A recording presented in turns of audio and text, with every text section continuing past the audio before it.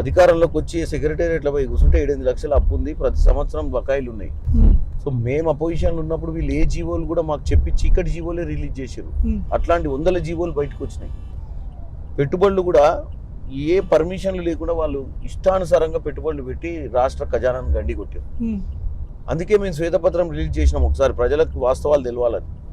ఇప్పటికి కూడా మేము శ్వేతపత్రం రిలీజ్ చేసి అప్పులు ఉన్నాయని చెప్పి మేము ఇచ్చిన వాగ్దానాలు నెరవేరామని చెప్తలేం. 100% వాగ్దానాలు నెరవేరుస్తాం. ప్రజలకు మంచి చేయాలనే ఆలోచనతోటే కాంగ్రెస్ పార్టీ ఈరోజు ఉంది. 4 పథకాలు ఏదో మేము ఆల్రెడీ కొన్ని ఫ్రీ బస్సు, 200 యూనిట్ల కరెంటు, తర్వాత 2500 గృహ లక్ష్మి దానికి కూడా మేము ఏదో వర్కౌట్ చేసి ఇంప్లిమెంట్ చేస్తుర్రు. సో ఈ ఇంప్లిమెంటేషన్లో కూడా మేము చెప్పినట్టు విధానంగా ప్రజాపాలన పెట్టి అప్లికేషన్లు కూడా తీసుకోవడం జరిగింది. అప్లికేషన్లు తీసుకొని ఎవరు దేనికి అర్హులో